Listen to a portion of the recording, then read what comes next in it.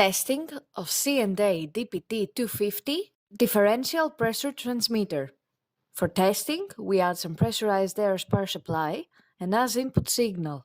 By manipulating the input signal, we can see the output of the transmitter on the water columns.